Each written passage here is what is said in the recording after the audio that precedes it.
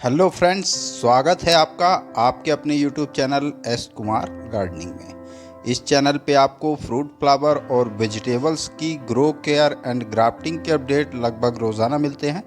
तो वीडियो यदि पसंद आए तो लाइक करिए, चैनल को ज़्यादा से ज़्यादा सब्सक्राइब करिए ताकि अपडेट रहें गार्डनिंग व बागवानी की नई नई जानकारियों के साथ। तो देखिए, मेरे क्रोटॉन के पौधे हैं और इनकी क्या स्थिति है आप अच्छे से देख सकते हैं। पौधे मेरे पूरी तरह स्वस्थ हैं, किसी भी तरह की कोई बीमारी या लीव्स के गिरने की कोई समस्या मेरे पौधों में आपको दिखाई नहीं दे रही होगी।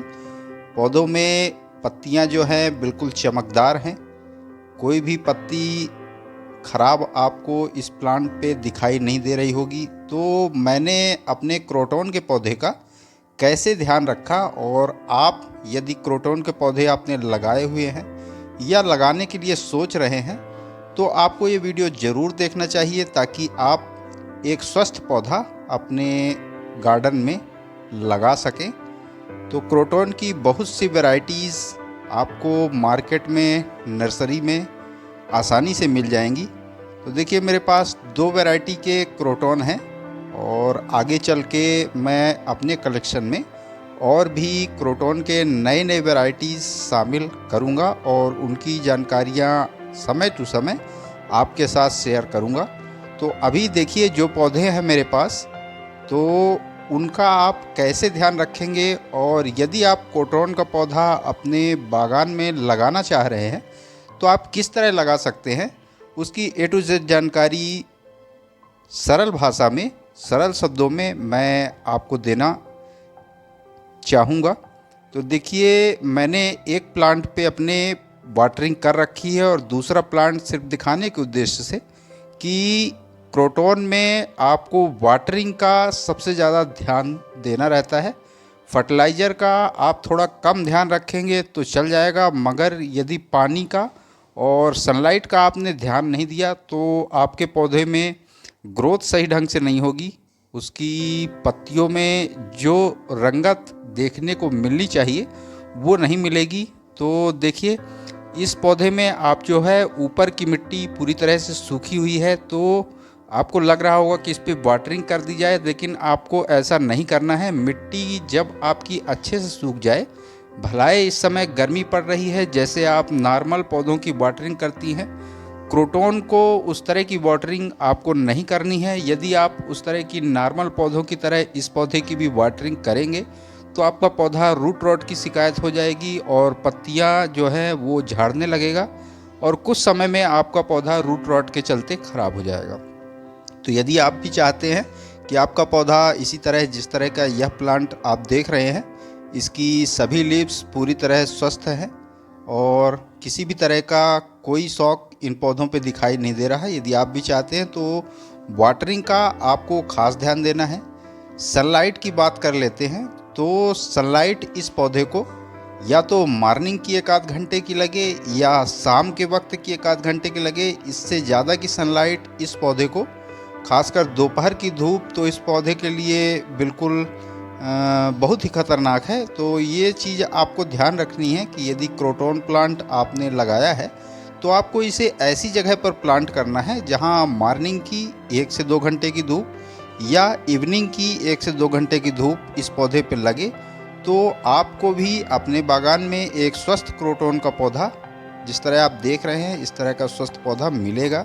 देखिए, मैंने अभी फ़िलहाल, चूँकि अब गर्मियाँ तेज़ हो गई हैं, तो इस पौधे को ऐसी जगह प्लांट किया है जहाँ पे इसे शाम के वक्त की 1 से 1.5 घंटे की धूप मिलती है। उसके अलावा पूरा दिन यह पौधा छाया में रहता है। यदि आपके पास कुछ बड़ा प्लांट हो, कोई पौधा हो, उसकी छाया में भी आप इसे रख सकते हैं। यदि ऐसी व्यवस्था नहीं है कि सुबह की धूप लगे, शाम की धूप लगे, आपके घर में पूरे दिन की धूप आती हो, तो आप इसे ऐसी जगह पर प्लांट करें जहां इस पर धूप यदि पड़े तो छन के पड़े। डायरेक्ट सनलाइट इस पौधे के लिए बहुत हानिकारक है, खासकर गर्मियों की धूप। तो क्रोटॉन का पौधा जितना ही लो मेंटेनेंस है, उतना ही इस पौधे का खास ध्यान हमें रखना पड़ता है।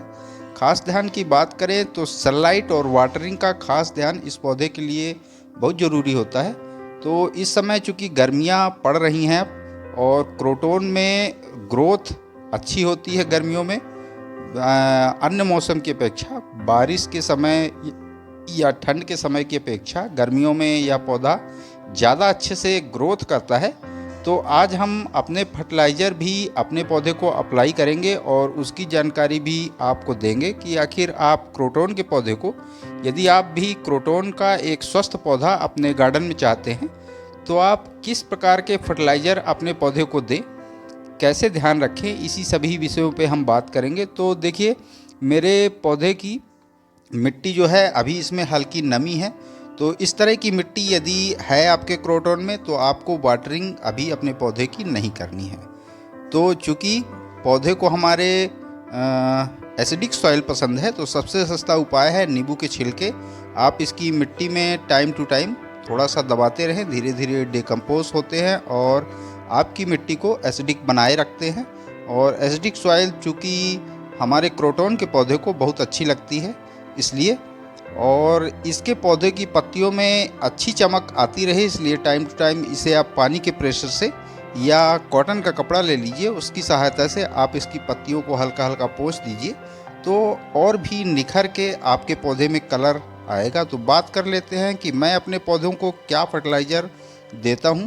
तो देखिए, इस पौधे को स्लो रिलीज़ फर्टिलाइज़र बहुत ज़्यादा पसंद है, तो या तो वर्मी कंपोस्ट या काऊ डंग कंपोस्ट आप थोड़ी सी मात्रा में ले लीजिए। थोड़ी सी मात्रा में आप ले लीजिए एप्सम साल्ट। अभी यह मैं सिर्फ 2 पौधों के लिए फर्टिलाइज़र अपने बना रहा हूँ। आप अपने पौधे और पॉट की अकॉर्डिंग मात्रा को कम ज़्यादा कर सकते हैं। तो देखिए, लगभग थोड़ी सी मात्रा में मैंने काऊ डंग कंपोस्ट लिया है और लगभग 5 ग्राम के आसपास मैग्नीशियम सल्फेट मैं इसी काऊ डंग में मिला रहा हूँ। तो सिर्फ ये 2 फर्टिलाइज़र ही मैं अपने पौधे को टाइम टू टाइम देता हूँ और इसके अलावा और भी किसी भी फर्टिलाइज़र का उपयोग नहीं करता। थोड़ी सी मात्रा में यदि आप केमिकल की बात करें तो डीएपी के ज़्यादा से ज़्यादा, जैसे पौधा हमारा अभी एक पौधा जो है, ये दोनों पौधे लगभग 2 साल के आसपास के होने वाले हैं, तो 10 से 15 दाने आप डीएपी के इस पौधे को दे सकते हैं और मिट्टी में इसकी गुड़ाई कर दीजिए, उससे भी पौधा आपका अच्छी ग्रोथ करेगा। ज़्यादा फर्टिलाइज़र या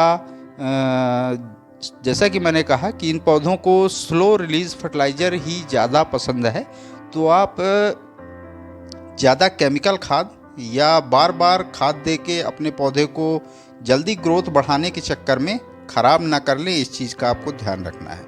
यदि आप क्रोटोन पहली बार लगा रहे हैं तो नर्सरी से जब आप उस पौधे को ले के आएँ तो आपको इस चीज़ का ध्यान देना है कि वह किस प्रकार की मिट्टी में पहले से लगा हुआ है। यदि वह चिकनी मिट्टी में लगा है या लाल कलर की मिट्टी है, तो आपको उस पौधे को अच्छे से साफ़ करके उसकी लगभग पूरी मिट्टी, थोड़ा सा रिस्क आपको लेना पड़ेगा कि आपको उसकी पूरी मिट्टी पानी की सहायता से धो के और फिर दोबारा से आपको अपने क्षेत्र की मिट्टी में उसे रिपोर्ट करना है।